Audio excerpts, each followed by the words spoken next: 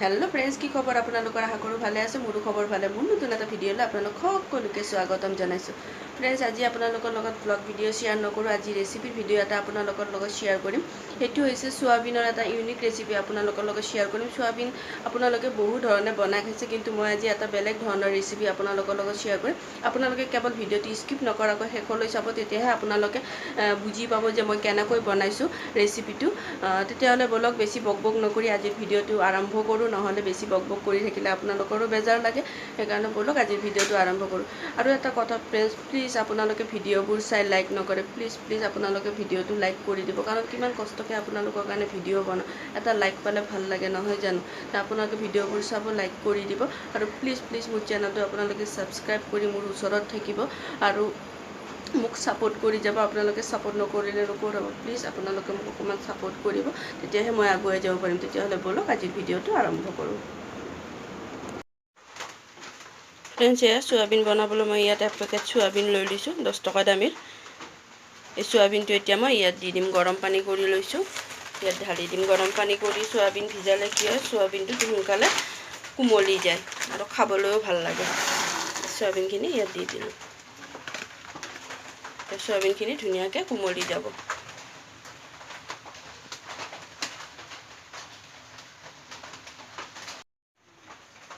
সোয়াবিনখিনি বনাবলৈ মই ইয়াত 3টা মিডিয়াম সাইজৰ আলু কাটি লৈছো এনেকৈ সৰু সৰুকৈ 3টা মিডিয়াম সাইজৰ আলু লৈছো ইয়াত নহৰু আদা লৈছো নহৰু আদা বিলাহী পিয়াজ এইখিনি এতিয়া মই মিক্সিত পেষ্ট কৰি লম ধুনিয়াকৈ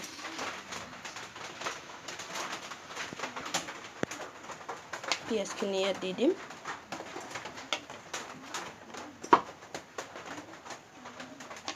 বিলাহীখিনি দি দিম একেলগে গোটেইখিনি একেলগে পেষ্ট কৰি লম নহৰু আদাখিনিও ইয়াত দি দিম এইখিনি এতিয়া মিক্সিত মই পেষ্ট কৰি লম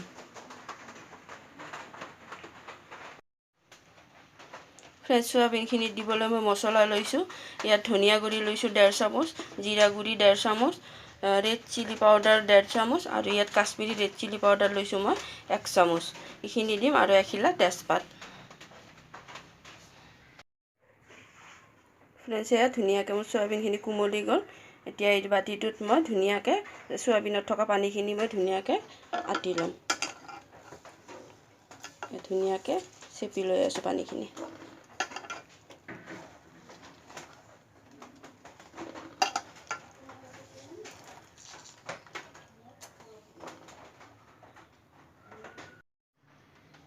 फ्रेंड्स या सोयाबिनখিনি মই পানীখিনি চেপি ললো আৰু ইয়াৰে মছলা কৰি ৰাখিছিলো মিক্সিত এইখিনি মছলা ইয়াত ঢালি দিম এতিয়া পিয়াজ আদা নহৰুৰ মছলাখিনি ইয়াত ঢালি দিলো ইয়াত এতিয়া এটা এটাকৈ গুড়া মছলাখিনি দি যাম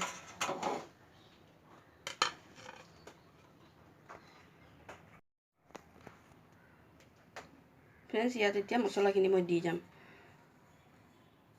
ইয়াত কাশ্মীৰী ৰেড চিলি দিলো জলকীয়াৰ গুড়ি তেজপাতখিলা ইয়াত দি দিম জিৰা গুড়ি আৰু ধনিয়া গুড়ি গোটেইখিনি মছলা ইয়াত দি দিলো ইয়াত এতিয়া নিমখ আৰু হালধি দিম ফ্ৰেন্ডছ ইয়াত হালধি দি দিলো ইয়াত এতিয়া সোৱাদ অনুসৰি নিমখ দিম এয়া নিমখ লৈছো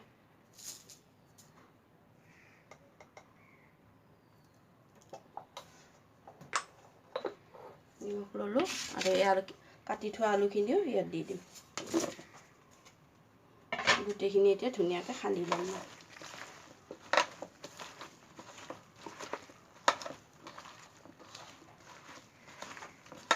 তেতিয়াহ'লে মই এইখিনি সানি লওঁ আপোনালোকক পাছত লগ পাই আছো এইখিনি ধুনিয়াকৈ মিক্স কৰি লম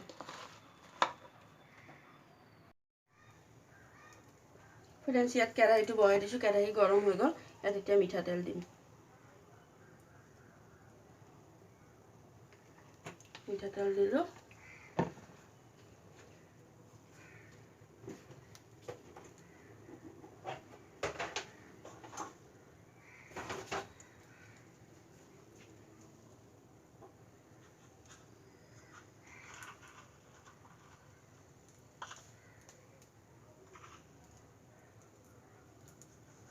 এইখিনি গৰম হৈ গৈছে ইয়াত এতিয়া অকণমান গোটা জিৰা দি দিম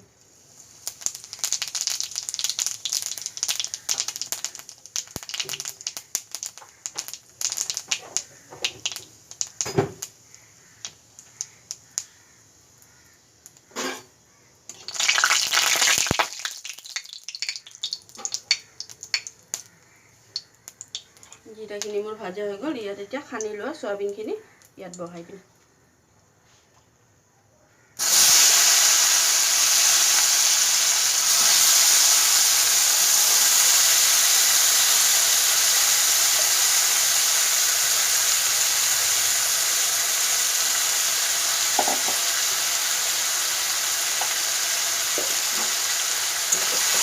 এতিয়া মাংস যেনেকৈ ফ্ৰাই কৰে এনেকৈ পুৰা কম জুইত পুৰা ফ্ৰাই কৰি লৈছিল।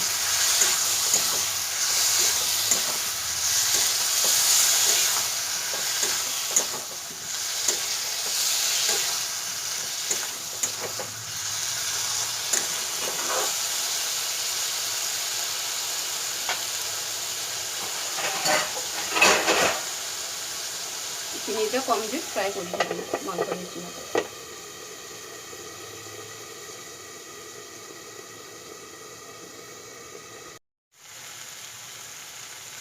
ভেজিখিনি মোৰ ফ্ৰাই হৈ গ'ল। বুজিছেনে? শুকানকৈ ফ্ৰাই কৰি ল'লোঁ। পুৰা মাংসৰ নিচিনাকৈ ফ্ৰাই কৰিব লাগিব। ফ্ৰাই হৈ গ'ল। ইয়াত এতিয়া জুইচ অনুযায়ী পানী দি দিম। আপোনালোকে যিমান পানী জোল ৰাখিব বিচাৰে ইমানখিনি পানী দিব পাৰে। মই অলপ বেছিকৈ দিলোঁ, আজি আমাৰ দালি নাই কাৰণে জোলে দিয়ে ভাত খোৱা হ'ব।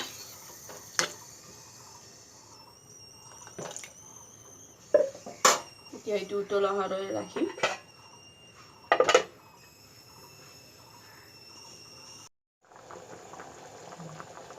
ফ্ৰেঞ্চ মোৰ চয়াবিনৰ তৰকাৰীখিনি হৈ গ'ল।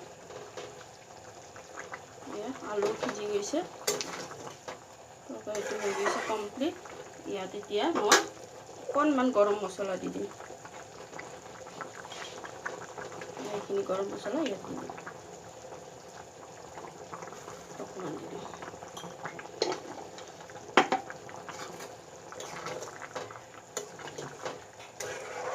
কমপ্লিট হৈ গ'ল। এতিয়া বাতি এটাত ঢালি ল'ম।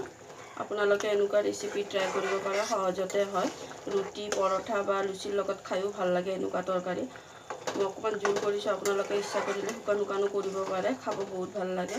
আজি ৰেচিপিটো চাই আপোনালোকে কেনেকুৱা পালে কমেণ্টত জনাব। লাইক শ্বেয়াৰ কৰিবলৈ নাপাহৰিব আৰু চেনেলটো ছাবস্ক্ৰাইব কৰি মোৰ কাষত থাকিব। তেতিয়াহ'লে ব'লক পৰৱৰ্তী অন্য এটা ভিডিঅ'ত আপোনালোকক লগ পাই আছোঁ।